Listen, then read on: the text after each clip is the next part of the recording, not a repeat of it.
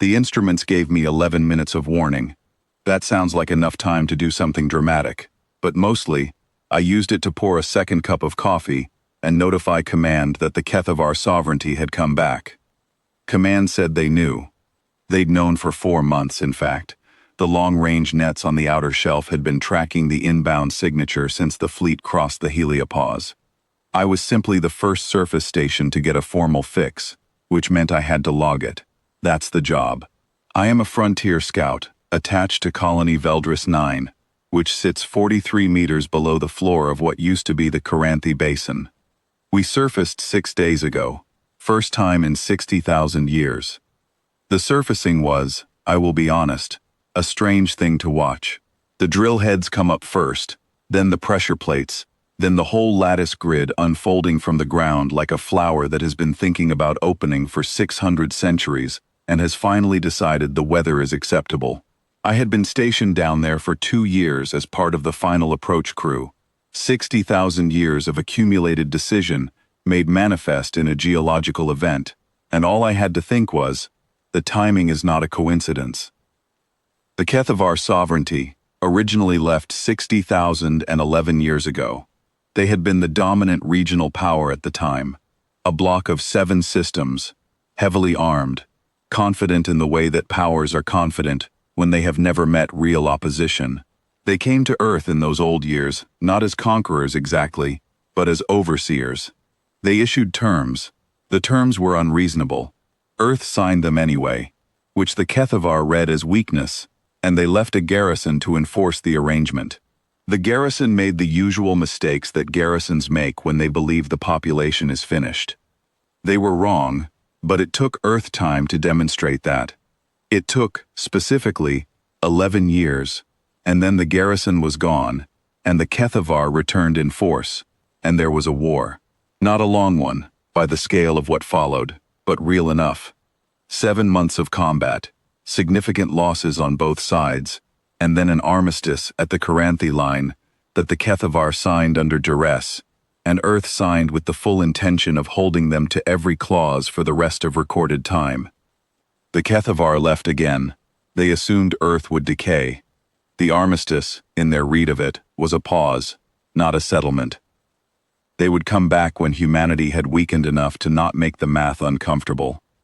The problem is that 60,000 years is a long time to wait for something to decay, and Earth has an institutional memory that does not work like a civilization's.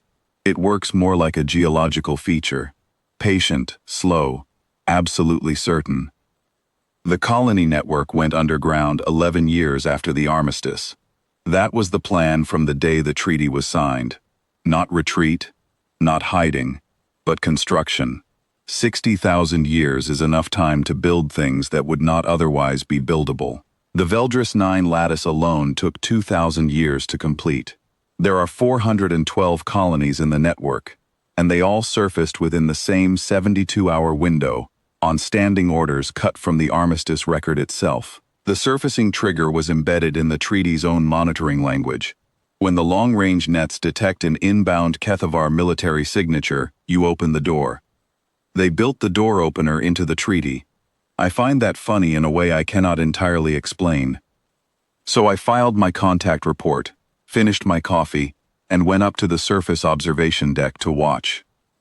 The Kethavar fleet was 16 vessels, a respectable number, suggesting they had thought about this, done some math on what a diminished Earth might require. They came in on a broad approach, which is what you do when you expect no meaningful opposition. You don't bother with a tight formation, because tight formations are for fighting, and they were not expecting a fight.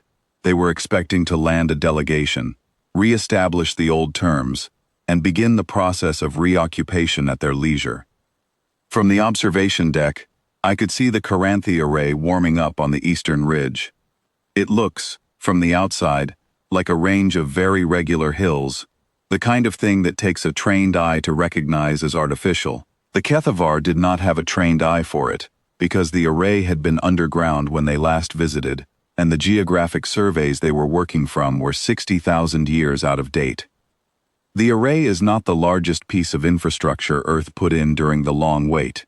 It is not even the largest in the Caranthi Basin. But it is the one that points upward, and it was the one the Kethavar would see first. And when its targeting arrays finished their handshake with the satellite net above, the sky on the eastern horizon developed a faint blue haze that I have been told is quite beautiful if you are not the one it is aimed at. The Kethavar flagship, a heavy cruiser class, old design, well-maintained, stopped its approach at approximately the distance a ship stops when its sensor suite has just returned data that the crew considers impossible. I watched the bearing hold for 4 minutes. No maneuvering, no transmission, just a fleet sitting very still in high orbit, while the people aboard it recalculated. They broke the silence first, which I had expected. They broadcast on the old armistice frequency, the one specified in the treaty's communication annex, which was either a deliberate acknowledgement of the treaty's validity or a reflex born of deep institutional memory. Either way, it meant their legal people had already been thinking about the armistice. That is the thing about documents. They have a way of surviving the people who signed them. Command handled the reply. I listened on the open channel, while I walked the lattice inspection route that was technically still my job. The reply was brief. It cited the armistice by its full registry number. It enumerated, in order, every clause the Kethavar sovereignty had violated in the 11-year period between the original terms and the war, with timestamps drawn from Earth's own monitoring record. It cited the subsequent conflict as a direct consequence of those violations, and it cited the armistice signed at the Caranthi line as the binding legal settlement of that conflict, a settlement which the Kethavar had, by returning with a military force, now additionally violated. It then presented an updated set of terms. The terms were not vindictive. That surprised some people in the Kethavar delegation. Apparently, they had expected punishment commensurate with the power differential, which by that point was significant. What they got instead was a clear, enforceable boundary. Your systems, your sovereignty, full stop. Earth systems, Earth sovereignty, full stop. No garrison rights, no oversight authority, no return without diplomatic credentials filed in advance. Violations to be answered at the discretion of Earth's Defense Command, with the Caranthi array as the reference point for what Earth's discretion looks like. The Kethavar asked for 72 hours to consult their government.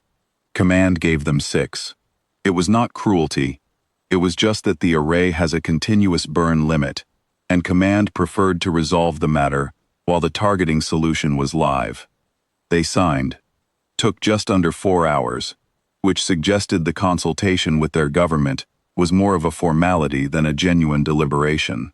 Somewhere in the Kethavar chain of command, someone with access to sensor data had done the arithmetic on the array, on the satellite net, on the 412 colony lattices that had surfaced across the planet's face, and had communicated the result to their leadership in terms that did not require further discussion.